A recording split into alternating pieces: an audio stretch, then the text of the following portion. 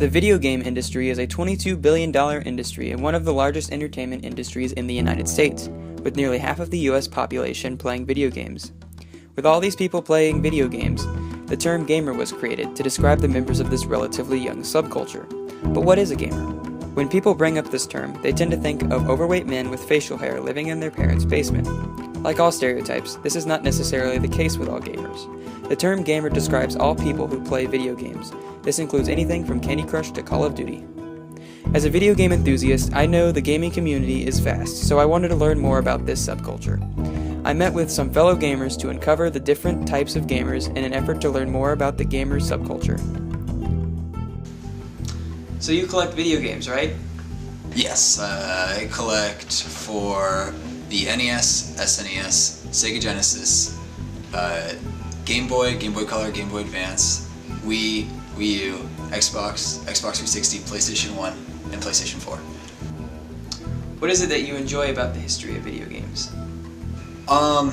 It'd probably have to be seeing the evolution of how video games change over time, because back in the 70s it started on like a black and white screen and just a couple blips like Pong, just moving two white bars and a black pixel or a white pixel moving across the screen, and then today you have these like full motion picture like HD graphics, and they almost look real nowadays, and just seeing how everything evolves from like the sound, the music, the way the game is played is what I find probably the most interesting. So what would be your favorite video game console throughout the history of video games?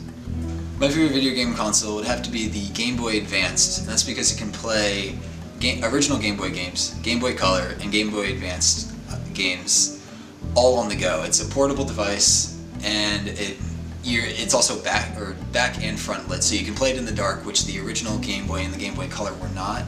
Also, cartridges were made for the Game Boy Advance to have NES and SNES games on it, so you can play some of that library on the go.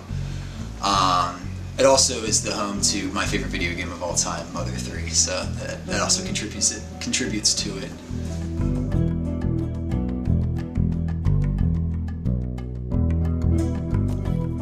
Video games were introduced in the early 1970s with the first video game titled Computer Space, launching in 1971. This was soon followed by the famous Pong, released just 1 year later by Atari. These nearly half-century-old video games were created using a system of memory known as 8-bit. This style of graphics gave classic video games the famous blocky look they are known for. Like Logan discussed, video games have gone through an evolution since the 1970s. Looking at a character like Mario, you can really see the evolution that video games have gone through. This interactive medium that was once characterized by blocky graphics can now achieve a graphical style that looks very realistic. Gamers themselves have grown up alongside video games, with 68% of gamers being above the age of 18, averaging about 30 years old. Many gamers like Logan enjoy looking back and playing the many video games released since their origination. Do you consider yourself a gamer? No, I don't. I consider myself as someone who does it just to pass the time when there's nothing to do. So, what is your favorite video game? I wouldn't say I have one in particular.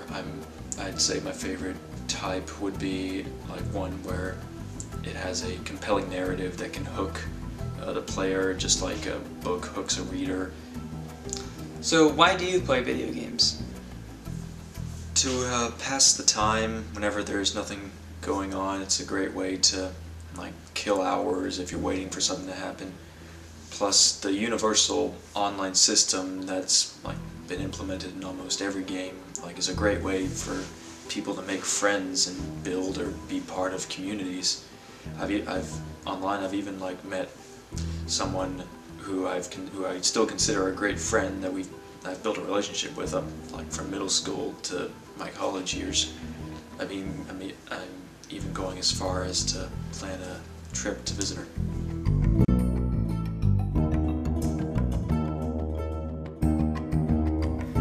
Multiplayer video games have brought friends together in homes to compete with each other for decades now. Thanks to new innovations in technology, players around the world can connect online and compete with each other. People can meet fellow players online that have similar interests that would never have met in the past. 83% of teenagers play video games with friends in person, while 75% of teens play with others online. Like Josh, many gamers have become close friends with other gamers online. In fact, 57% of teenagers today have met friends online, with online gaming and social media being the most popular places to meet friends online. All of this interaction with others while playing video games makes video games an important way for teens to form friendships. Online gaming has allowed gamers to meet with other gamers and help to build the gaming community into what it is today. Do you enjoy playing video games by yourself or with friends? Both. I enjoy playing Kirby and competing with my friends in Mario Kart.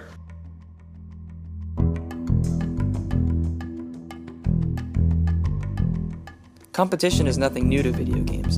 In the past, many gamers have had their friends over to compete in their favorite sports games, fighting games, or first-person shooters.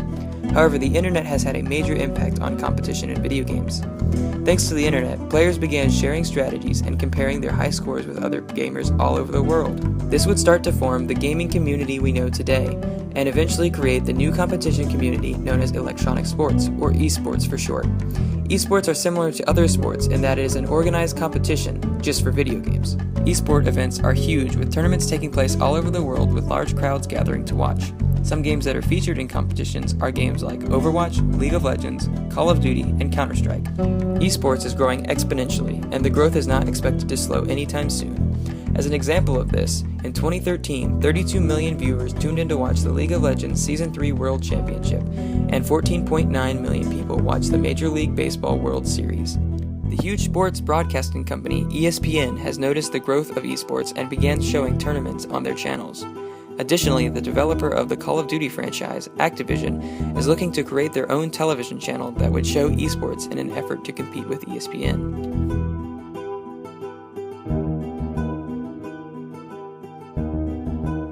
Watching other people play video games is not limited to just esports and their dedicated channels.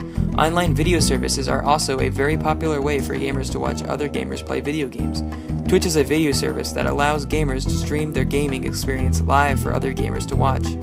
This site's users are predominantly gamers, however it is not limited to gamers and gaming videos. On a daily basis, Twitch has almost 10 million people active on their site, with more than 2 million streamers creating content for their users. Streaming is also popular on YouTube, and channels called Let's Play channels receive millions of views each day. A Let's Play is a playthrough of a certain video game with the gamer's voice talking over it, providing commentary that is usually comical. These types of videos provide the gaming community with another platform to grow their unique culture. So first, do you play video games? No, but I play apps on my phone. Do you consider yourself a gamer? No, I just play these games to pass the time. What mobile games do you typically play? I go through different phases of playing different games on my phone. In the past, I've played Candy Crush, Solitaire, and Checkers. And right now, I'm playing Yahtzee on my phone.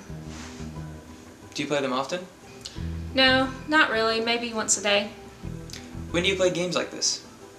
Just when I have extra time.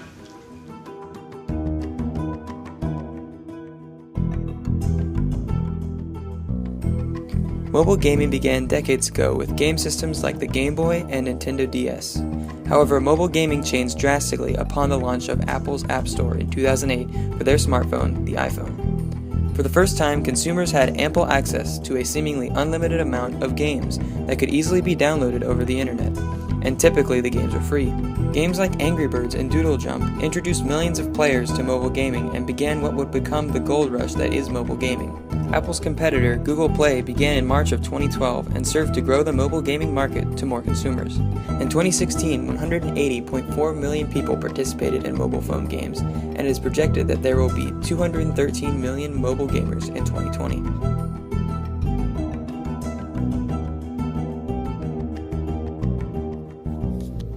Like any subculture, gaming has its own set of norms, which are rules to what kind of behavior is acceptable in a culture. First is rage quitting. Rage quitting is when a gamer gets frustrated with the game and quits, which can include yelling, cursing, and controllers being thrown. Another norm is achievement hunting, which is the process of playing video games in order to unlock all achievements within a game to boost your gamer score. Lastly is the gaming tilt. This norm is when a player leans and moves while playing video games in an attempt to help the character in the game.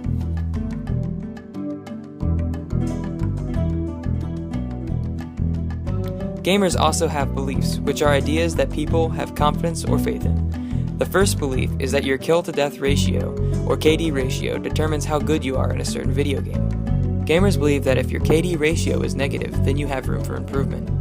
Secondly, many gamers believe that GameStop does not give you a fair value for your old video games when they buy them from you. In the past, I've sold my video games to GameStop and only received a couple of dollars for a game that has cost me $60 in the past. Lastly, gamers believe that their video game system is the best and all others are inferior. Gamers will argue about what console is better, whether it's a PS4, Xbox One, or Nintendo Switch. Gamers will always defend their system and ignore any obvious negatives associated with their video game device. The gamer subculture has changed throughout the years, and as time passes and technology continues to evolve, the gamer subculture will evolve alongside it.